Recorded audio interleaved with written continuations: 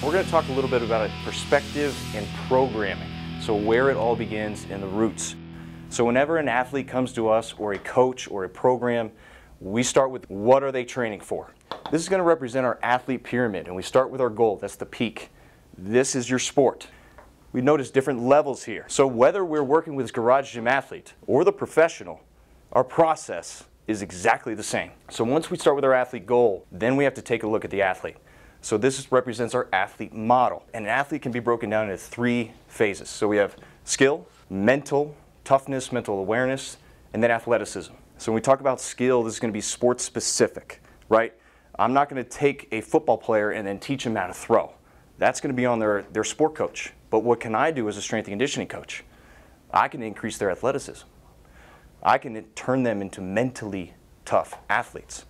So if we have these 3 components of an athlete, the middle represents performance. The unfortunate thing that I've run to at the college level is this is all sport coaches value. But we know that we can really give athletes opportunity to excel at their skill, whatever that sport is, if we enhance their athleticism and turn them into mentally tough athletes. So when we are building a program, we have to take all of these components into consideration. So now we get into our training principles. Our blue, this is going to be biological laws. These are things that just exist. Any coach that tries to avoid these, they have a misunderstanding of how life works. They can't out-coach biological laws. So this starts with overload, right? We have to stress to progress. We're always going to do more than we did yesterday, whether that's in load, whether that's in reps, whether that's in time, speed. If we continue to do the same thing over and over again, our body will adapt and you will accommodate.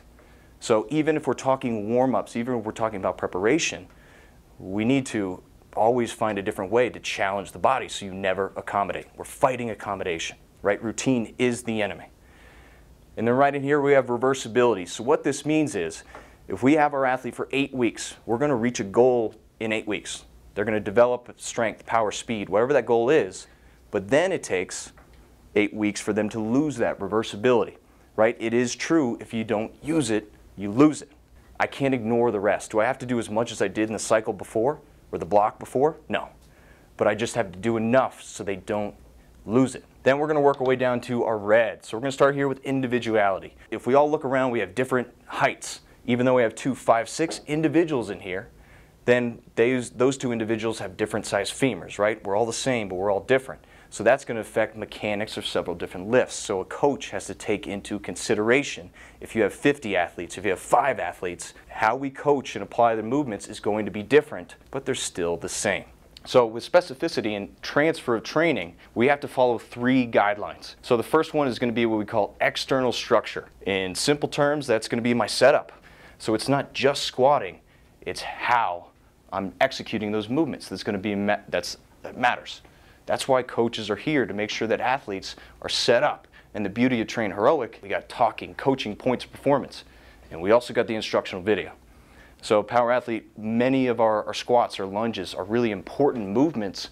We have not just a demo video, we have a freaking 8-minute long instruction to go into the depth, because we have a specific execution, application, and expectation of movement that we need our athletes to follow to optimize their transfer of training. Then we get into the internal structure. We're talking concentric, eccentric, isometric. So there are 3 different actions for our muscles. Which action does my sport call upon? Right? If I'm an offensive lineman, I'm going to have to be very fast and explosive, right? Concentric, contract.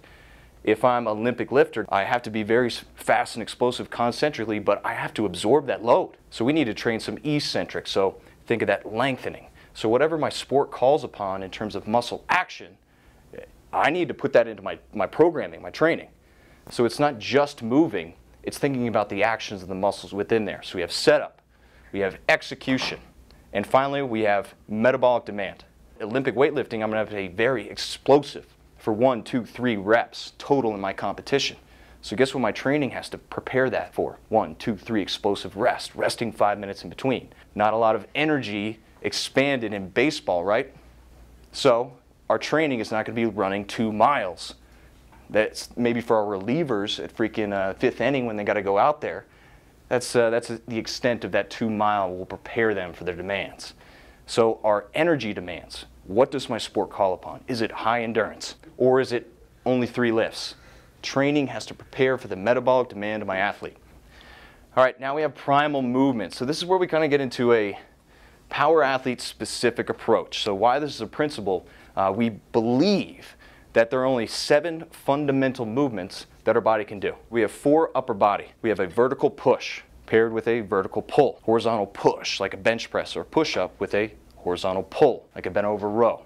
So if a pitcher, for example, has an issue with a horizontal press or an overhead pull, I can't expect him to go out there and throw and pitch to the best of his abilities, because there's a deficiency here in this fundamental movement. So we're going to start with the fundamental to put them in a position to really empower their specific movement. So with the lower body, this is where things get interesting. Your lower body, we're going to take a perspective of our hips. So I drew a little hip girdle. Now this is going to represent it. So imagine this is my pelvis, and these laces right here are my belt. So we're going to start with an imaginary line, an axis of rotation comes in here to the side, one side, and out the other. And then when I move my hips along these axes, this is going to be a hip hinge. So hip hinge movements, what do we got? Squat, deadlift, power clean. Anything that's performed bilaterally is going to be a hip hinge, a squat.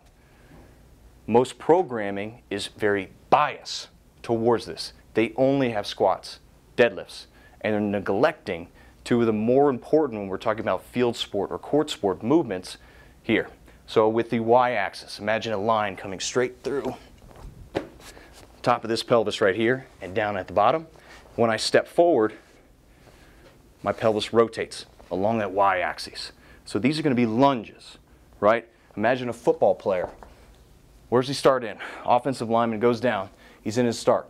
What's the hike? First step off the ball. Pelvis rotates.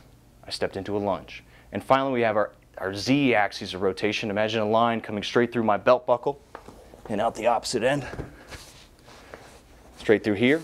And when I rotate along that z, pelvis tilts up and down, high knee step up, like I'm sprinting or hurdling.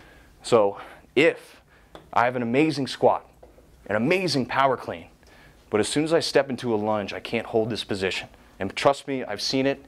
Athletes that can squat 500 pounds with chains to a box and stand up, that you ask them to get into a lunge, they can't hold that position. As an athlete, a field court sport athlete, you're going to spend a hell of a lot more time in a lunge than you will squat. But what do coaches value the most? Unfortunately, it's only the squat. Why? Because the number's the biggest. It's the safest movement for you to overload your athlete, but at the same time, I still need to overload the Y, overload the Z, but the number won't be as big. But I still have to stress to progress of all these.